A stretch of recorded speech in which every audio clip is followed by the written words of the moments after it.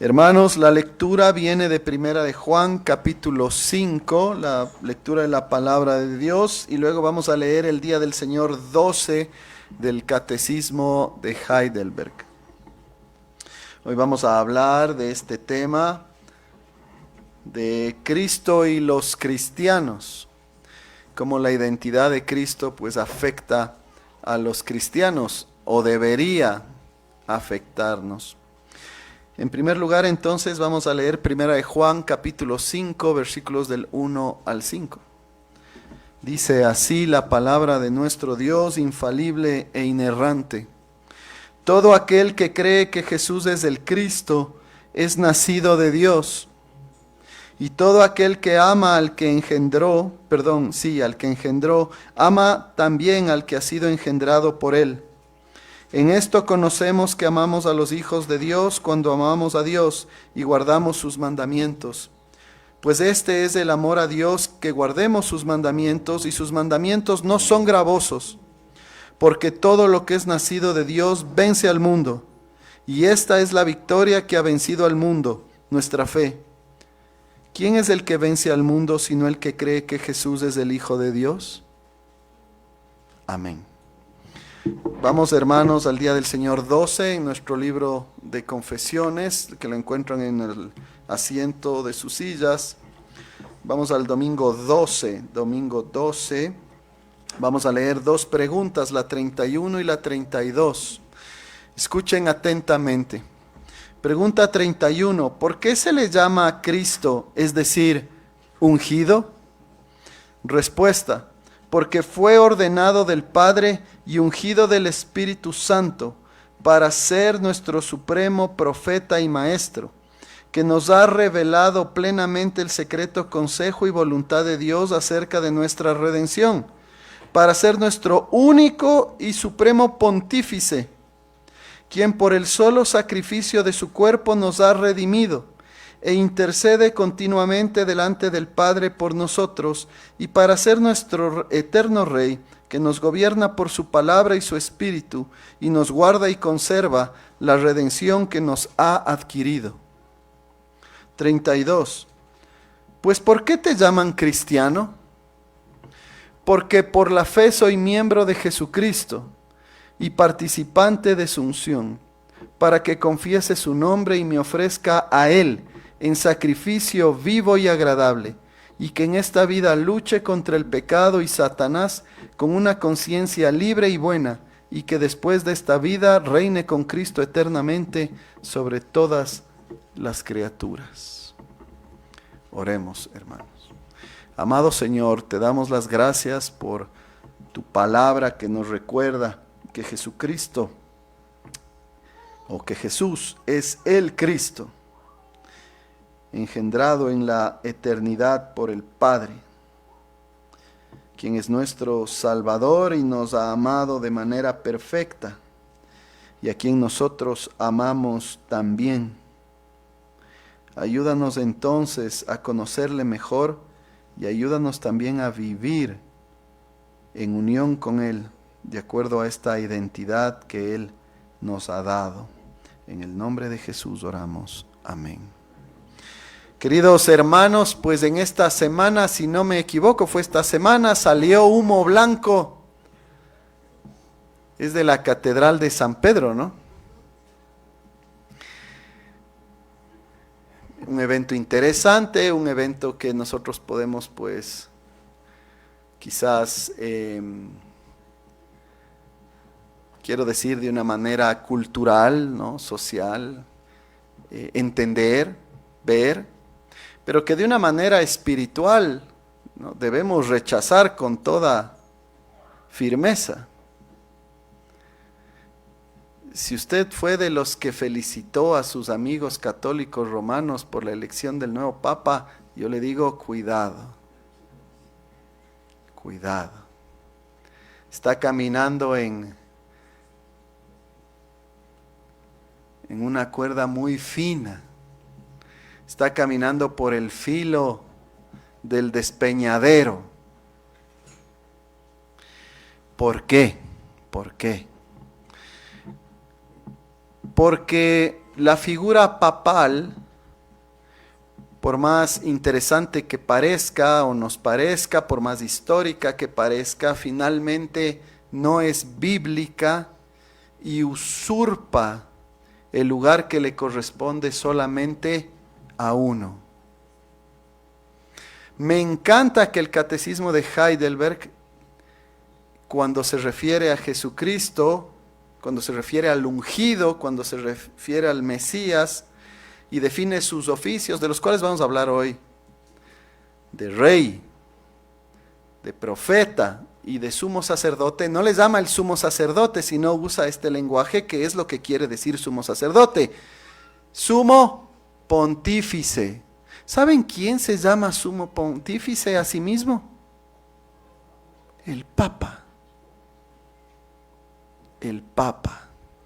Nos puede parecer muy, insisto, muy interesante la ceremonia, muy histórica, nos puede conmover, ¿no es cierto?, que lo que pasa, él mismo conmovido y todo lo que está detrás. Pero él, al llamarse el sumo pontífice, está usurpando el lugar que solamente le corresponde a Cristo. Tengamos eso clarísimo, hermanos. Y esto no es un ataque barato a otras personas ni nada por el estilo, no tiene nada que ver con eso. Pero no nos dejemos engañar. No caigamos en estos emocionalismos, sentimentalismos, que luego opacan la verdad. Lo que nosotros necesitamos sobre todo es verdad. Necesitamos a Cristo, necesitamos nosotros realmente entender quién es Él, seguir creciendo en nuestro conocimiento a Él, seguir creciendo en nuestro amor a Él, seguir creciendo en nuestra obediencia a Él, porque lo que Él dice es verdad. Y el pecado se esconde pues de maneras muy bonitas, ¿no? La serpiente, ¿qué hizo pues cuando tentó a Eva? Torció la palabra de maneras muy sutiles y le planteó tentaciones tremendamente interesantes, ¿no? Usa la palabra de Dios, usa lenguaje bíblico, pero torcido, pero falso. Parece bíblico, pero no es. Si algo podemos hacer nosotros es con, por supuesto, respeto, con amabilidad, ¿no? Pablo le dice a Timoteo, no hay que ser grotesco cuando hablemos con otros, ¿no? No hay que caer, dice Pablo, le dice a Timoteo en 2 de Timoteo 2, ¿no? Le dice hay que ser manso, no hay que buscar contienda incluso con los que se oponen. Hay que enseñar con paciencia, esperando que el Señor sea el que finalmente les dé a ellos la convicción de que están equivocados. Y ese debería ser nuestro ejemplo a seguir, con toda claridad y firmeza. Lo que está mal, está mal. Lo que ofende a Dios, ofende a Dios. Pero tenemos que hacerlo también de la manera adecuada. Así que el Papa no es el sumo pontífice, el Papa no es el profeta y el Papa no es nuestro rey tampoco, aunque parezca y actúe de esa manera. Hay uno solo que es el Señor Jesucristo, y de eso habla nuestro Día del Señor 12. Y la palabra de Dios, leímos 1 Juan 5 y en ese primer versículo dice, todo aquel que cree que Jesús es el Cristo, es nacido de Dios. Todo aquel que cree que Jesús es el Cristo, es nacido de Dios. Muy importante, ¿no? O sea, soy cristiano, he sido regenerado, pertenezco a Dios, si es que yo tengo la convicción de que Jesús es el Cristo. Entonces viene la pregunta de cajón, ¿qué significa Cristo? ¿qué es esto del Cristo? Bueno, nuestros padres reformadores nos han dejado el Catecismo de Heidelberg para ayudarnos. Pregunta 31. ¿Por qué es llamado Cristo? Y se refiere al Señor Jesús. ¿Por qué le dicen Cristo? Yo sé que Cristo suena parecido a... Ese CR nos confunde a veces, ¿no? Suena como a cruz. Gente que piensa en términos de la crucifixión cuando se habla del Cristo. Directamente no tiene nada que ver. Cristo es la palabra griega, es la traducción de una palabra hebrea. ¿Cuál es la palabra hebrea? Mesías. Mesías en hebreo, Cristo en griego. La misma palabra, pero traducida. ¿Pero qué quieren decir? Quiere decir ungido. Eso es lo que quiere decir. Cristo o Mesías quiere decir ungido. El cristiano entonces confiesa que Jesús es el ungido. ¿Y qué es esto de ungido? ¿Qué es esto de ungido? Bueno, ungido viene, queridos hermanos, de una práctica que se realizaba en la cultura en realidad, pero que Dios también la norma en su palabra. En el Antiguo Testamento se ungía a los profetas, a los sacerdotes y a los reyes con aceite. Se derramaba aceite sobre sus cabezas y sus barbas.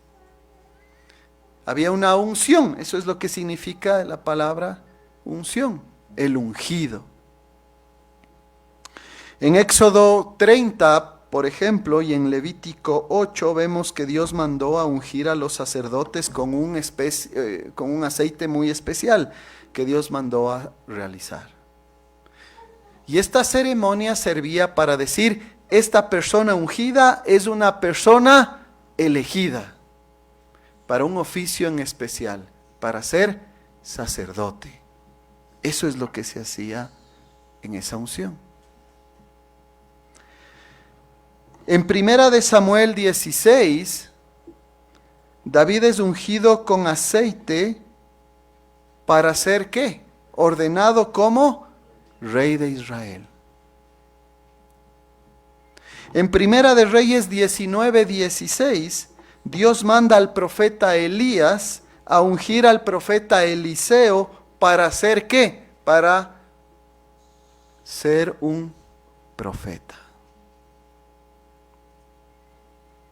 Así entonces es que entendemos el origen de esta práctica de la unción.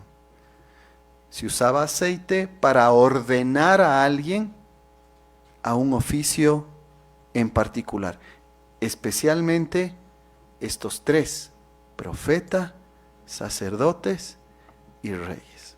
Si usted va al Antiguo Testamento y hace una buena lectura del Antiguo Testamento, usted va a ver que la Biblia está, o el Antiguo Testamento está repleto de estos tres oficios. Otra vez, profetas, sacerdotes y reyes.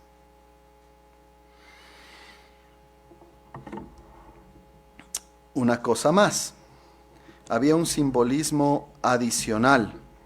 No solamente se simbolizaba y se formalizaba externamente la elección, que ya hemos dicho, de parte de Dios, de esas personas a esos tres oficios, sino que además simbolizaba que iban a recibir los dones necesarios para cumplir con esos llamados. ¿Y quién es el único que puede dar esos dones para cumplir con ese oficio, sea de profeta, sea de sacerdote o sea de rey en el contexto del Antiguo Testamento? El Espíritu Santo de nuestro Dios. Ese es el simbolismo final. O más bien, ese es el simbolismo que apunta a la realidad final. Hay un simbolismo externo, de autoridad, de formalización, y hay también este simbolismo que apunta al Espíritu Santo dando los dones para que efectivamente esas personas llamadas por Dios cumplan con ese llamado. Y entonces, ¿por qué es que Jesús es ese ungido? Porque Él fue el ordenado por Dios Padre y ungido con el Espíritu Santo. Es Él. ¿Y saben en dónde vemos eso externamente? ¿Cuándo pasó eso? En su bautismo. En su bautismo Él es ungido con el Espíritu Santo. Ahí tenemos el Espíritu Santo que viene, ¿no es cierto? Como paloma, está el Hijo ahí presente y luego se oye también ¿qué? La voz del Padre diciendo, este es mi Hijo amado. Este es mi elegido. Este es el ungido. Este es el ordenado. Este es el Mesías. Este es el Cristo. Y Él es en el que tenemos que confiar y es el que ha estado esperando siempre el pueblo de Dios. Otra vez les decía, ustedes van al Antiguo Testamento y ¿qué van a encontrar? ¿No? Ustedes van y empiezan a leer de sacerdotes. Y usted ve entonces a Aarón, ¿no? Y que los hijos de Aarón van a ser esos sacerdotes y que cada vez van a ir, ¿no es cierto?, apareciendo solamente ellos. Por ahí hay otro sacerdote de la orden de Melquisedec que no pertenece a esa familia, etc. Pero de esos sacerdotes de Aarón, por ejemplo, si es que usted está buscando excelentes ejemplos, pues medio complicado, ¿no? De hecho, lo que nosotros aprendemos en la Biblia, ponga atención acá, no es en primer lugar buenos ejemplos. Lo que nosotros aprendemos en la Biblia es que Dios en su gran misericordia va mostrando entonces estos oficios a través de varias personas, pero todas ellas falibles. Todos ellos imperfectos. Hay que sacarse esa idea de que la Biblia es un libro en primer lugar de buenos ejemplos. Porque si usted va a ir siguiendo el ejemplo de Aarón, cuidado. Cayó en una idolatría, pero tremenda. No pudo parar ni siquiera al pueblo en su gran idolatría. Lo mismo nos pasa con los profetas. Usted va a ver una serie de profetas. Quizás ahí muchos un poquito más fieles, ¿no?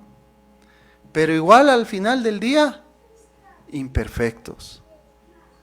Hombres. Lo mismo con los reyes, y tal vez con los reyes es hasta peor. Dificilísimo encontrar un buen rey. Y hasta los buenos, con sus problemas también. ¿Qué es entonces lo que el Antiguo Testamento va haciendo a través de toda esa etapa? Es mostrarnos la gracia de Dios y mostrarnos que esos oficios finalmente no se cumplen en las personas, sino que nosotros necesitamos, y siempre el pueblo de Dios ha necesitado uno que es perfecto y uno que es Dios mismo. ¿Y quién es ese? Jesús. Él es nuestro Rey perfecto, Él es nuestro profeta perfecto, Él es nuestro sumo sacerdote, Él es el sumo pontífice, el único y verdadero, y nadie debería ocupar ese lugar más que Él.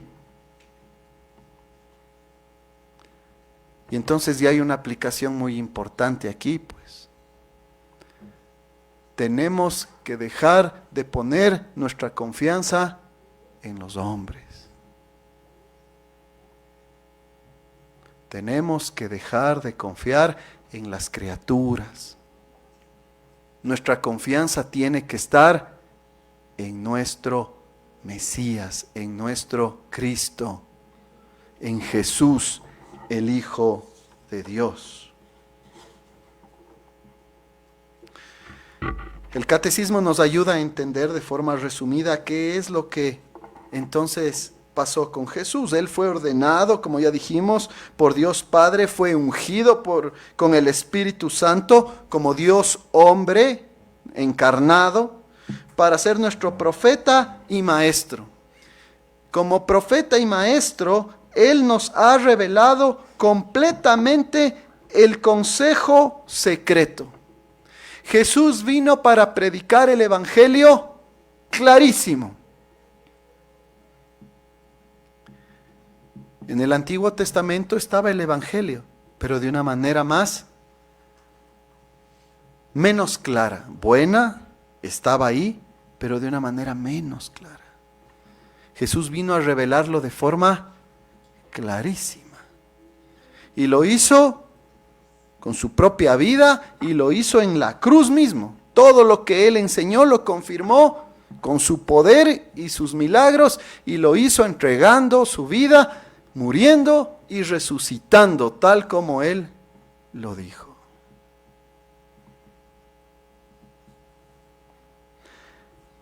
Él es quien vino a revelar el consejo secreto y la voluntad de Dios respecto a nuestra redención. Él es nuestro profeta. Recuerden ustedes, queridos hermanos, que Moisés mismo ya nos anticipó que había que esperar por un profeta perfecto. En Deuteronomio 18:15, él hablaba acerca de esto, ¿no? Y decía que Dios, Jehová tu Dios, dice, Él te va a levantar un profeta de en medio de ti, de tus propios hermanos, como yo, pero perfecto, ¿no? A Él hay que oír. Y esto ya estaba revelado desde el Deuteronomio. Deuteronomio, versículo 15. Y por eso es que cuando el Señor Jesucristo empieza su ministerio, ustedes en Lucas 4 ya encuentran lo que Él vino a hacer. Él predica sobre Isaías capítulo 61 y dice, el Espíritu de Jehová el Señor está sobre mí, porque me ungió Jehová. Vean otra vez, el Espíritu de Jehová el Señor está sobre mí, porque me ungió Jehová. En otras palabras, yo soy el Mesías, yo soy el ungido, yo soy el Cristo, yo soy el rey que esperaban, el profeta que esperaban, el sacerdote que esperaban. Me ha enviado a predicar buenas nuevas a los abatidos, a vendar a los quebrantados de corazón, a publicar libertad a los cautivos y a los presos, apertura de la cárcel, etc. Él mismo confirmó entonces que Él era el Cristo y que cumplía con su labor profética. Él vino a revelar el Evangelio de la salvación de forma clara, no porque antes no se había mencionado, sino de manera clara el plan de salvación. Y la gente se dio cuenta, la gente que confiaba realmente en Dios, se dio cuenta. En Lucas 7:15 dice, entonces se incorporó el que había muerto en una resurrección que realizó el Señor Jesucristo y comenzó a hablar y lo dio a su madre. Y todos tuvieron miedo y glorificaban a Dios diciendo, un gran profeta se ha levantado entre nosotros. Dios ha visitado a su pueblo. Tal como los profetas del Antiguo Testamento, su mensaje y su palabra era confirmada a través de estos maravillosos milagros. El centro, por supuesto, no estaba en el milagro, el centro está en el mensaje, en la palabra. Jesús entonces es nuestro profeta. También ha sido ordenado y ungido para ser nuestro único sumo sacerdote. Porque cualquiera podría decir, hay otros, ¿no? De hecho, hay un sumo pontífice ahorita aquí en Roma. No, no hay otro. Hay un solo sumo pontífice, un solo sumo sacerdote. Es el Señor Jesucristo. ¿Por qué? Porque por el sacrificio de su cuerpo realizado una sola vez, no muchas veces, no cada vez que se ofrece la misa, una sola vez, nos ha redimido y que intercede continuamente ante el Padre por nosotros. ¿Qué hacían los sacerdotes? Los sacerdotes tenían que ofrecer sacrificios. Esa era la función de los sacerdotes. ¿Qué otra función tenían? Interceder por el pueblo también en sus oraciones. ¿Quién es el sacerdote perfecto? Y por eso es que ya no necesitamos sacerdotes, por eso es que aquí en la iglesia no hay sacerdotes. Por eso es que las iglesias que dicen que hay sacerdotes están equivocados. Es Jesucristo. Esto nos dice Hebreos 2:17. Por lo cual debía ser en todo semejante a sus hermanos. Está hablando de Jesús, del Hijo de Dios que se encarnó, para venir a ser misericordioso y fiel sumo sacerdote en lo que a Dios se refiere. ¿Para qué? Para expiar los pecados del pueblo. Él es nuestro sumo sacerdote perfecto, que no solamente presenta la ofrenda, sino que es la ofrenda de reconciliación misma. Él es la oveja. Él es el sacrificio propiciatorio.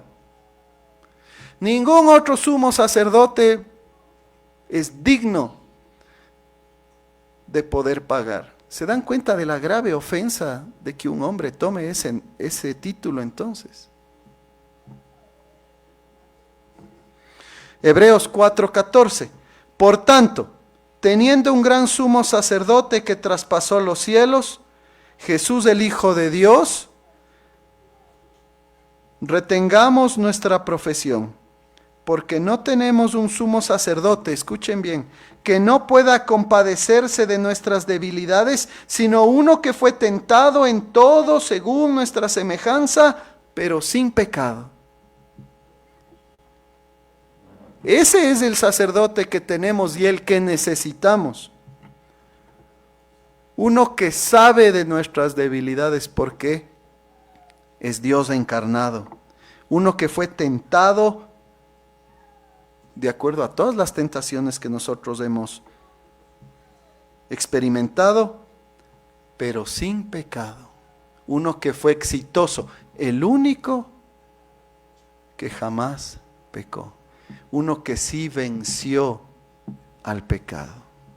Por eso somos llamados a acercarnos confiadamente al trono de la gracia para alcanzar misericordia y hallar gracia para el oportuno socorro. Ustedes y yo necesitamos gracia porque somos tentados y porque somos pecadores, podemos caer tristemente. Y por eso se nos ha dado este sumo sacerdote perfecto, a quien podemos recurrir y rogar que nos dé la gracia necesaria para que nosotros podamos permanecer fieles. Nadie más puede hacer eso, nadie más nos puede dar de esa gracia necesaria para vivir en fidelidad, para agradar a Dios, para caminar de acuerdo a su voluntad. Él intercede por nosotros, Romanos 8:34. ¿Quién es el que condenará? Cristo es el que murió, más aún el que también resucitó, el que además está a la diestra de Dios, el que también, ¿qué? Intercede por nosotros. Jesucristo está orando en este preciso momento, intercediendo por nosotros, eternamente, todo el tiempo. Usted dice, yo soy un guerrero de la oración, dice. No, el verdadero guerrero de la oración es ¿quién? Es Cristo. Él es el que está orando por nosotros continuamente. Sus oraciones y las mías son pocas y son mal hechas y hasta están medias manchadas.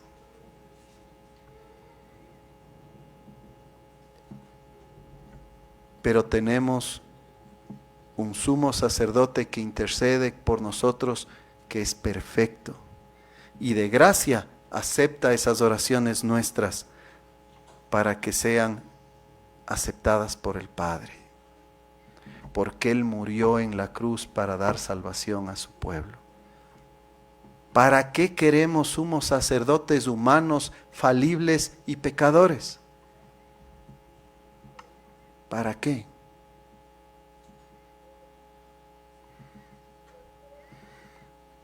Esa es la oscuridad en la que vive tanta gente, tristemente.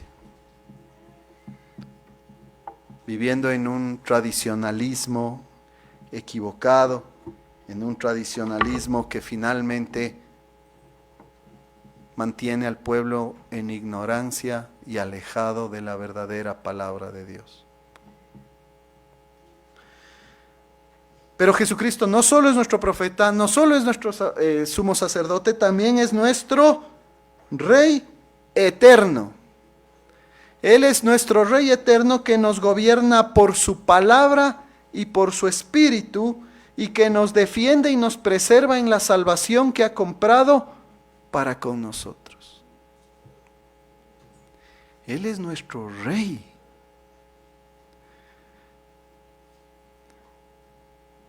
Yo sé que ya salimos de la época eleccionaria, ¿no? Gracias a Dios. Y otra vez, independientemente de cuál sea su postura, a veces hay un problema. Y es que actuamos como si es que esa persona que va a gobernar finalmente va a ser nuestro rey o nuestra reina o lo que sea. Ni el presidente actual ni ninguno de los candidatos es nuestro rey. Y por eso es que nosotros tenemos que terminar de exaltar a los hombres como si fuesen nuestros reyes, como si nuestro futuro dependiera de ellos. Jesucristo es nuestro Rey. Él gobierna todas las cosas desde el cielo. 1 Corintios 15:25, porque preciso es que Él reine hasta que haya puesto a todos sus enemigos debajo de sus pies. ¿Quién reina desde el cielo? Jesucristo. ¿Por qué tanta desconfianza? ¿Por qué tanto pesimismo? ¿Por qué queremos darle una ayudadita como si nosotros, más bien, como si Él necesitara de nuestra ayuda? Él reina, y Él reina con su palabra y su espíritu, y todo lo que sucede finalmente, Él lo controla y lo gobierna soberanamente. ¿Se acuerdan que estudiamos el tema de la providencia? Y decía, ¿de qué te sirve esto de la providencia y el hecho de que Dios es creador de todas las cosas y que Él gobierna todas las cosas? Nos ayuda para estar agradecidos en la prosperidad y pacientes en la adversidad. Porque Él reina y Él tiene un propósito en todas las cosas que suceden. Nuestra labor, hermanos, ya vamos a hablar de eso. Espero que me dé tiempo, pero ya vamos a hablar de eso, de cuál es nuestra responsabilidad. Pero nuestra responsabilidad, si les digo ahorita, nuestra responsabilidad no es querer controlarle a Dios. Nuestra responsabilidad es confiar en Él y tener la certeza de que Él reina y de que Él obra en favor de su iglesia, más allá de que a nosotros nos parezca o no, o más allá de que esos eventos o circunstancias nos parezcan de prosperidad o no. Él gobierna todas las cosas con su palabra y su espíritu. Y ninguno de nosotros tiene por qué decirle a Él qué es lo que tiene que hacer.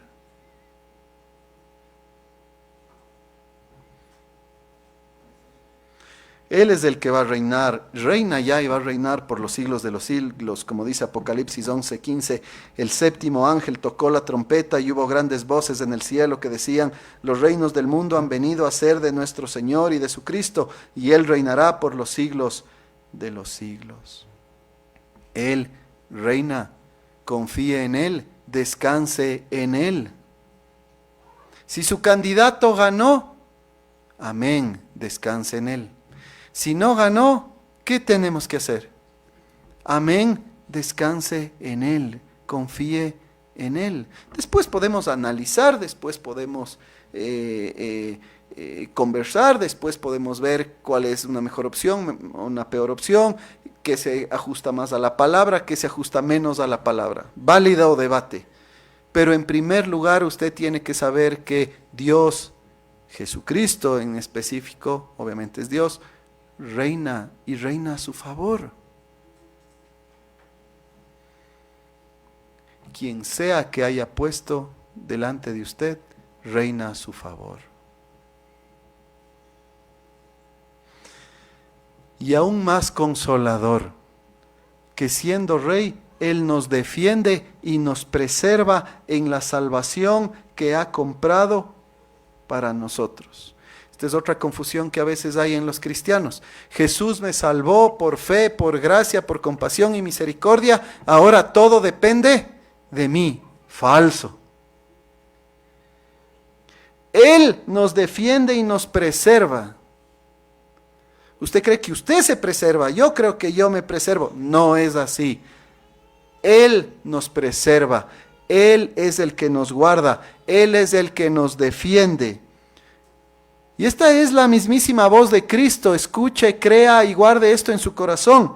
Juan 10:27, mis ovejas oyen mi voz y yo las conozco y me siguen y yo les doy vida eterna y no perecerán jamás, ni nadie las arrebatará de mi mano. ¿Qué tal si empezamos a vivir así? ¿Qué tal si empezamos a pensar de esta manera? Nadie me puede arrebatar de las manos de mi Salvador. Él me defiende, Él me preserva.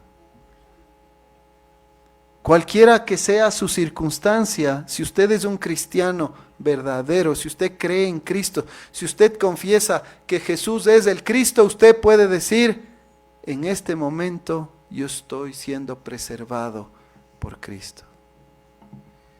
En el dolor más intenso, en la pérdida más dolorosa, en la situación más incómoda.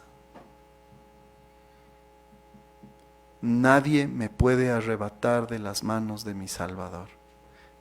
Esa es la confianza que tenemos que tener. El Papa no les puede tener a ustedes en su mano. Solo Cristo, que sí reina y es poderoso, como Dios, nos tiene en su mano y Él dice, nadie me las va a arrebatar.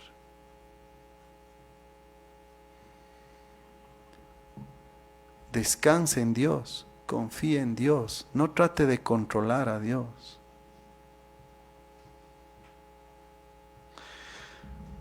Vamos a la parte más práctica en realidad, pero ¿por qué? Pregunta 32.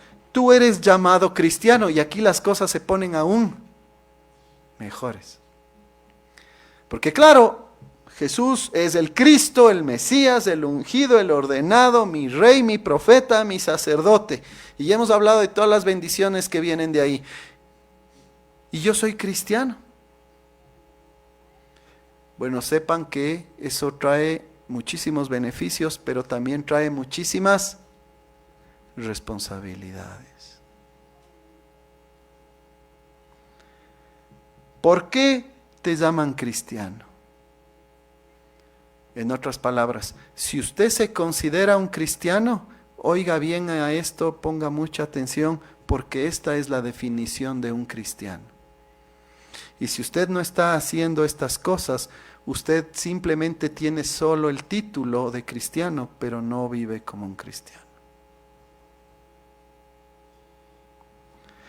Porque soy miembro de Cristo por medio de la fe. Eso es fundamental.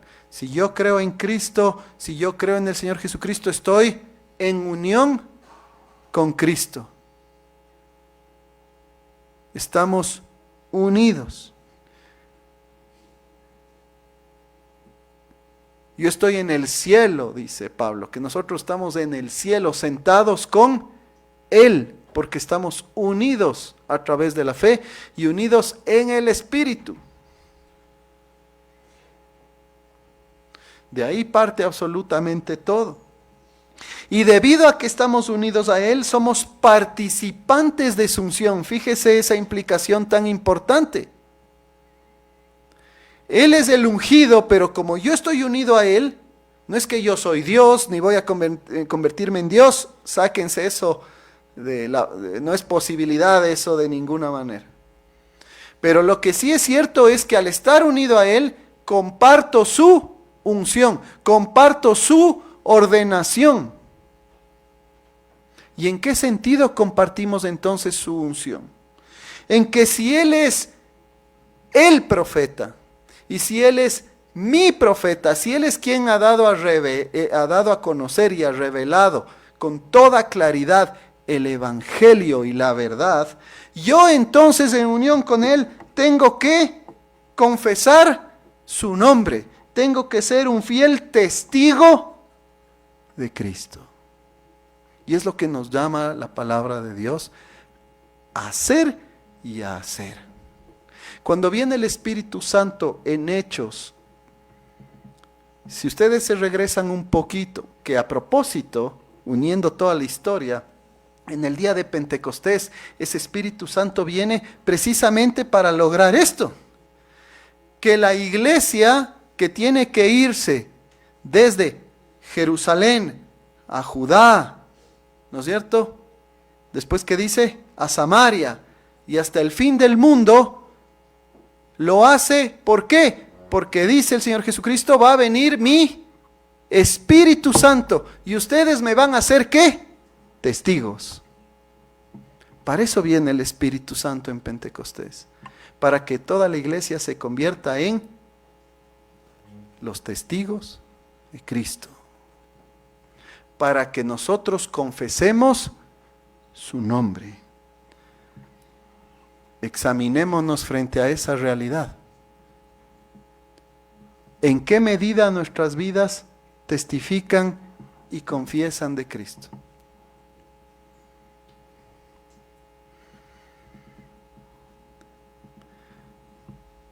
¿Qué cosas hacemos nosotros que a otras personas les parece que nosotros somos cristianos, que pertenecemos a Cristo?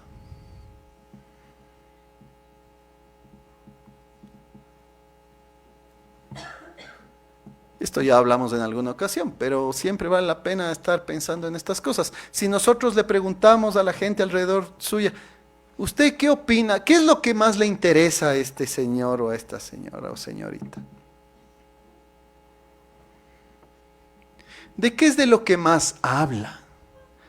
¿Qué es lo que más le importa? ¿Qué es lo que más hace? ¿Cuál es su interés? ¿Qué ama a esta persona?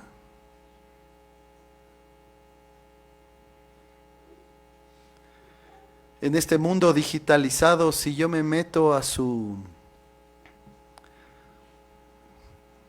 ex es, ¿no?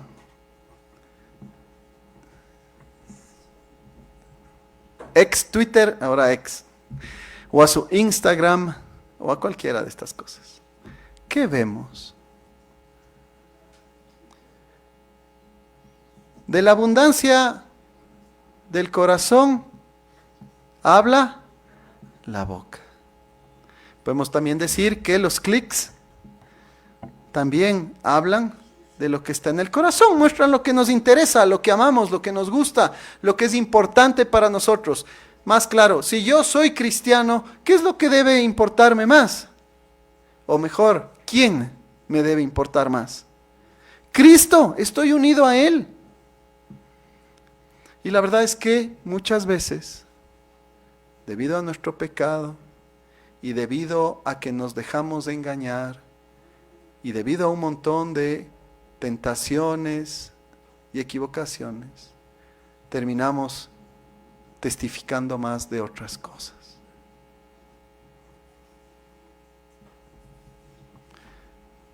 Ya todos saben de mis aficiones deportivas, futboleras específicamente. Olvídense de eso. No debería yo ser conocido por eso como lo que más me importa.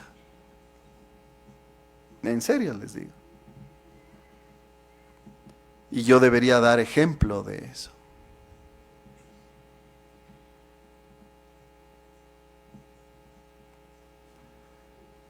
Si nosotros confesamos que el Señor Jesucristo es el que nos ha declarado la verdad, si Él es el único que da salvación, si Él es el único que perdona, si Él es el único que limpia, ¿puedo yo entonces estar de acuerdo con los chamanes?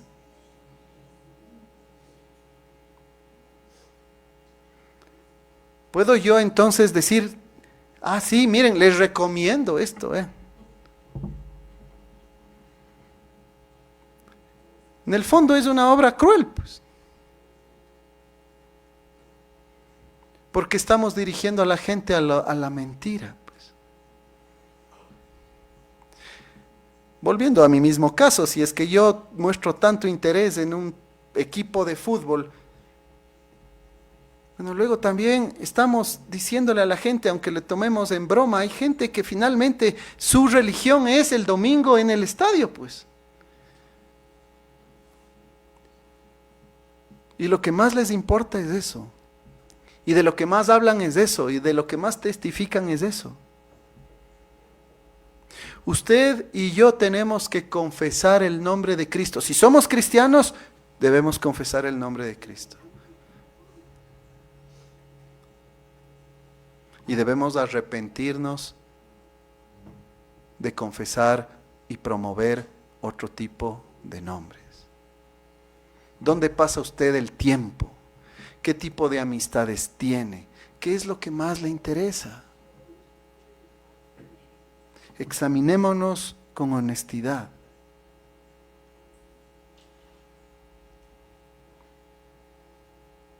Si Jesucristo es mi sumo sacerdote y yo estoy unido a Él, entonces comparto su unción. ¿Y de qué manera? No somos dioses, pero lo que sí tenemos que hacer nosotros es presentarnos a nosotros mismos como sacrificio vivo de gratitud a Él. Si Él es un sumo sacerdote que se sacrifica, si Él es un sumo sacerdote que intercede, nosotros unidos a Él tenemos que ser también entonces, como dice Pedro, pueblo escogido, pueblo de sacerdotes. En ese sentido, sacrificio vivo. Hay cristianos que lo que más les incomoda en la vida es tener que sacrificarse un poquito o incomodarse. ¿Sí o no? Y no hablemos en general. En nosotros mismos hay momentos en los que nosotros preferimos nuestra comodidad y nuestra seguridad y no tenemos interés de sacrificarnos por otros o por servir al Señor.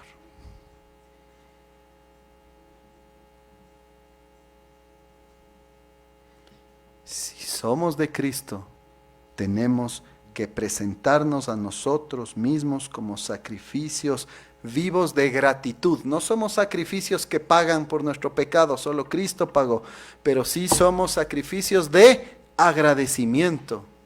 Venir acá no es un gran sacrificio, pero finalmente es una acción que la realizamos, un esfuerzo que realizamos. ¿Para qué? Para venir a adorar a Dios. Está bien, vean, jóvenes sobre todo, está bien sacrificarse un poco. Está bien incomodarse. Está bien sentirse un poco, voy a usar esta palabra, estresados.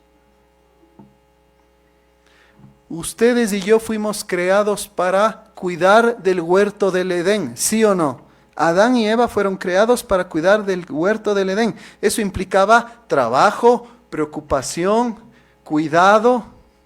Claro, el pecado convierte esa preocupación, cuidado y trabajo en ansiedades, en un estrés ya desenfocado y en perder un poco ahí digamos, del control. Es el pecado, de diferentes formas. Pero no crean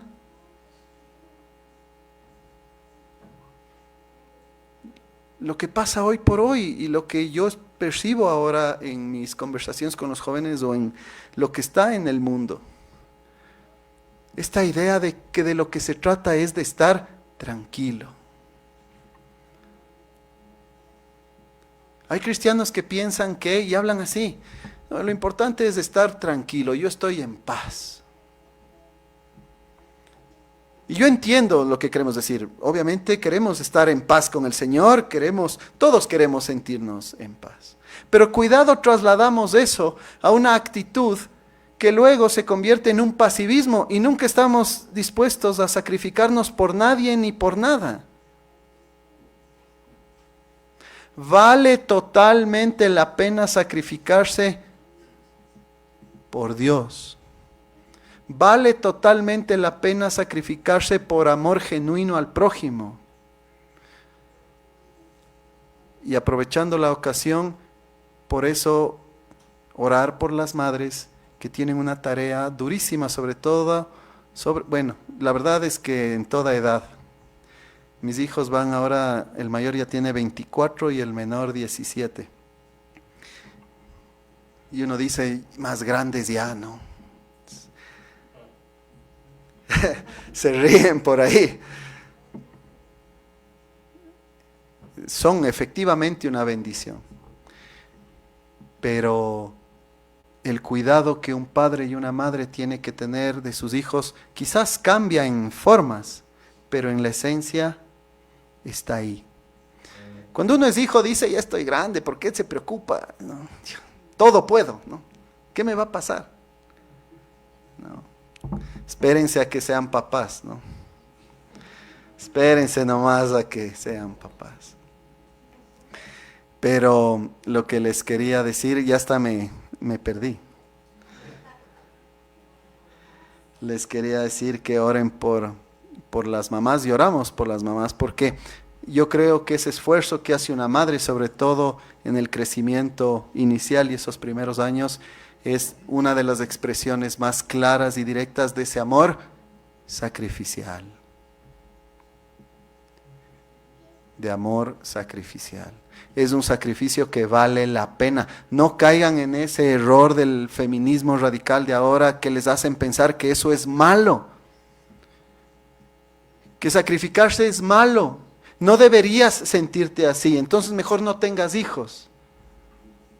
Es un error. Ustedes tienen y todos deberíamos tener, y tenemos el gran privilegio de imitar en alguna medida el amor sacrificial de Cristo.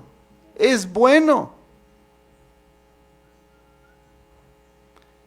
Sacrificarse por otro es bueno, es el ejemplo de Cristo y es el medio de redención. Así fuimos salvados. Por supuesto es de gratitud. Usted quiere una motivación, es de gratitud. Dios le ha amado a usted perfectamente y le tiene protegido y cuidado para que usted pueda entonces sacrificarse por otros y por Dios, agradecido por lo que ya ha recibido. Finalmente también, si Cristo es nuestro, el Señor Jesucristo es nuestro Rey, Él gobierna todas las cosas y Él nos guarda también a nosotros y nos preserva y nos defiende. Nosotros tenemos que también vivir esa lucha. Tenemos que luchar entonces ¿contra quién? Contra el pecado y contra Satanás, con limpia conciencia en esta vida, para que después en la gloria reinemos con Cristo en la eternidad sobre todas las criaturas. Usted está en una lucha, nosotros estamos en una lucha. Ser cristiano no es que le sacó a usted de las luchas que tenía, tal vez sí de algunas con el pecado, pero usted ahora empieza de frente y claramente una guerra en contra de Satanás y del pecado. Y ni siquiera tanto del pecado de otros, si no sabe cuál es el peor y de la peor clase, y el más peligroso, el suyo propio, el mío propio. Y entonces tenemos que aceptar esa guerra. Es una guerra ganada y es una guerra en la que estamos protegidos, pero al final del día sigue siendo una guerra, una batalla. Y tenemos que luchar contra ese pecado. Y tenemos que buscar a Dios cada vez más para que nos dé más gracia, para que podamos resistir a ese pecado, para que podamos resistir las tentaciones de Satanás. No ceda, no caiga igual en ese error que ahora se promueve, que si usted tiene un deseo, usted simplemente tiene que satisfacerlo.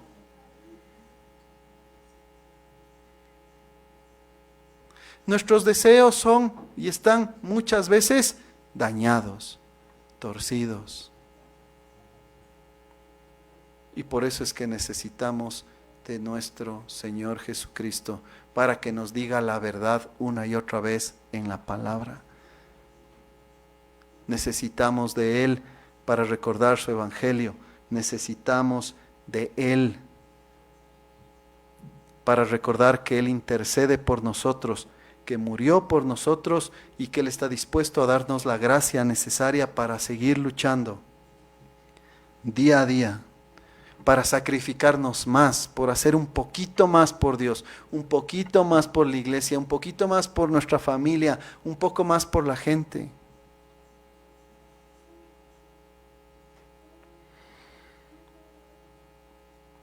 Para ser más agradecidos, para decir no a la tentación de Satanás, para extirpar el pecado que hay en nosotros, para tratar entonces de vivir con una conciencia limpia que busca seguir a Dios. Y entonces sí, descansar en esa gran promesa de que vamos a reinar para siempre en el reino pleno del Señor. Eso es ser cristiano. ¿Está usted haciendo eso? ¿Está usted buscando eso?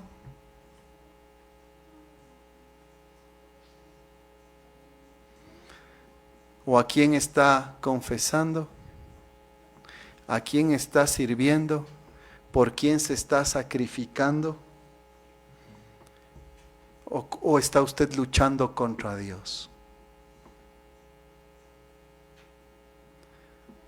Muy mala idea luchar contra Dios.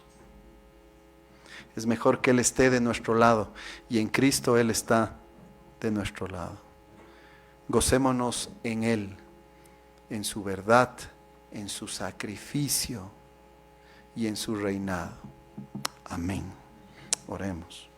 Amado Dios, te damos las gracias por tu palabra y te damos gracias, Señor, porque nosotros por momentos olvidamos quiénes somos y cuál es nuestra identidad. Ayúdanos, Señor, a siempre recordar que somos participantes de la unción de nuestro Señor. Ayúdanos a confesar su nombre en todo momento.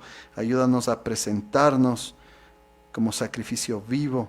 Ayúdanos, Señor, a evangelizar, confesando, Señor, y también testificando en obra. Ayúdanos a luchar contra el pecado. Ayúdanos a luchar contra Satanás. Ayúdanos, Señor, a caminar con limpia conciencia, Señor, porque estamos unidos a tu Hijo, nuestro amado Señor y Salvador Jesucristo. Amén.